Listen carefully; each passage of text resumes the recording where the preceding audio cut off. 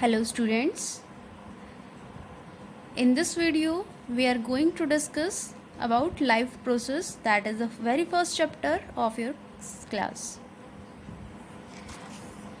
So basically what are life processes? All the living organisms perform some basic functions in order to remain alive, and these are termed as life process like the nutrition, respiration, excretion, etc.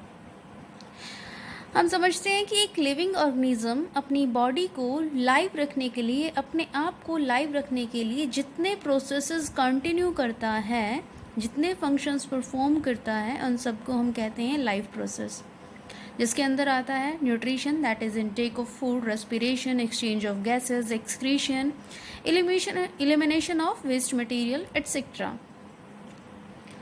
सबसे पहला जो process आता है that is nutrition. So what is nutrition?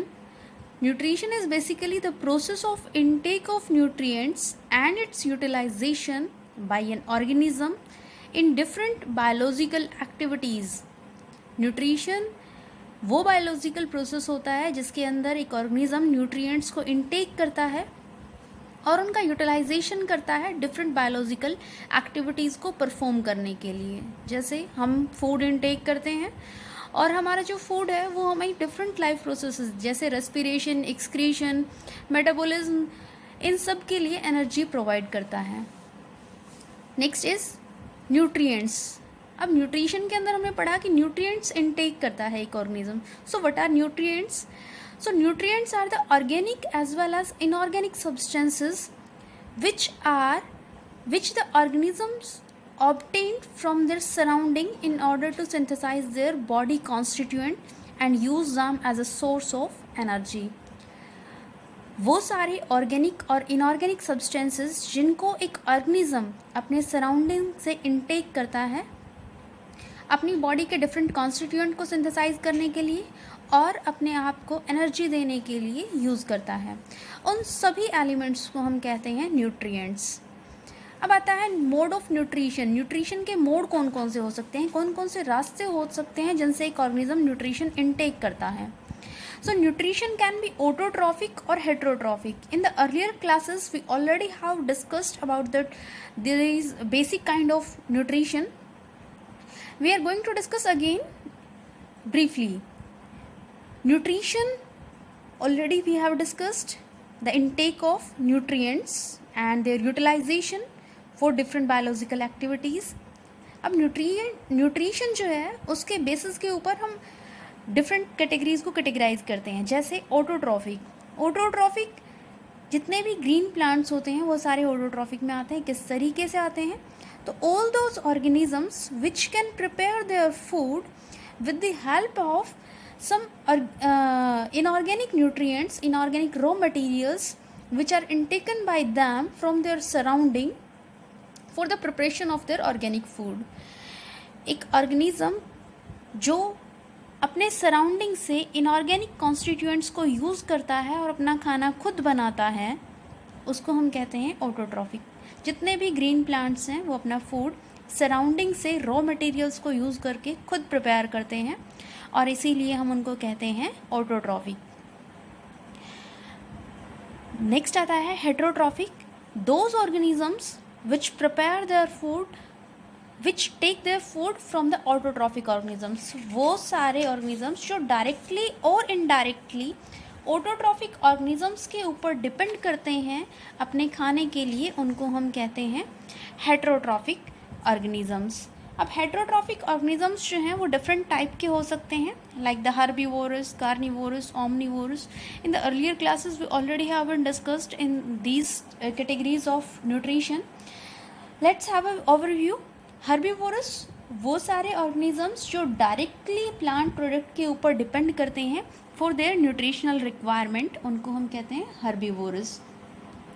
whereas those organisms which depends on the herbivorous animals, or we can say the indirectly over the plants, are termed as carnivorous animals. Omnivorous animals are those animals which can use plant product as well as animal products as their source of energy then they are termed as omnivores. Herbivores के अंदर आते हैं जैसे dear, carnivorous के अंदर आता है lion, और ओमनीवोरस जैसे आपने देखा होगा क्रो, कैट। नेक्स्ट आता है सैप्रोफाइटिक न्यूट्रिशन। सैप्रोफाइटिक न्यूट्रिशन के अंदर वो सारे ऑर्गेनिजम्स आते हैं जो अपने फूड का इनटेक करते हैं फ्रॉम द डेड मटेरियल। जो डेड और डिकेइंग मैटर होता है और वहाँ से अपना फूड इनटेक करते हैं, उनको हम कहते हैं सैप्रोफाइटिक ऑर्गेनिजम्स। बहुत सारी फंजाई, बहुत सारे बैक्टीरिया जो हैं वो इस कैटेगरी के अंदर आते हैं, उनको हम कहते हैं सैप्रोफाइटिक न्यूट्रिशन, उनको हम कहते हैं सैप्रोफाइट्स, और इस न्यूट्रिशन के टाइप को हम कहते हैं सैप्रोफाइटिक न्यूट्रिशन। नेक्स्ट आते हैं parasites, those organisms which depends on other organisms for their food requirement. वो ऑर्गेनिजम्स जो दूसरे ऑर्गेनिजम्स के ऊपर अपने फूड रिक्वायरमेंट के लिए डिपेंड करते हैं, उनको हम कहते हैं पैरासाइट्स। पैरासाइट्स जो है वो दो टाइप के होते हैं, एक होते हैं एक्टोपैरासाइट और एक होते हैं एंडोपैरासाइट्स। एक्टोपैरासाइट, यहाँ पर पैरासाइट जो है वो ऑर्गेनिज्म जो दूसरे ऑर्गेनिज्म के ऊपर अपने खाने के लिए निर्भर कर रहा है, उसको हम कहते हैं पैरासाइट, और जिसके ऊपर वो निर्भर कर रहा है उसको हम कहते हैं होस्ट। तो अगर पैरासाइट होस्ट की बॉडी के ऊपर रहता है तो उसको हम कहते हैं एक्टोपैरासाइट, लेकिन अगर वो होस्ट की बॉडी के अंदर रहता है तो उसको हम कहते हैं एंडोपैरासाइट। जैसे लीच, ये जो है वो होस्ट की बॉडी के ऊपर रहकर ब्लड सक करता है, इसको हम कहते हैं एक्टोपैरासाइट। जबकि हमारे इंटेस्टाइन में मिलने वाले बहुत सारे हार्मफुल बैक्टीरियाज, उनको हम कहते हैं एंडोपैरासाइट्स। आता है ऑटोट्रॉफिक न्यूट्रिशन होता क्या है। ऑटोट्रॉफिक न्यूट्रिशन ग्रीन प्लांट्स के अंदर परफॉर्म होता है, तो वो किस तरीके से होता है। Autotrophic nutrition is a kind of nutrition where the organism utilize the inorganic contents for the preparation of their organic food, and green plants perform this process, and this process is termed as photosynthesis.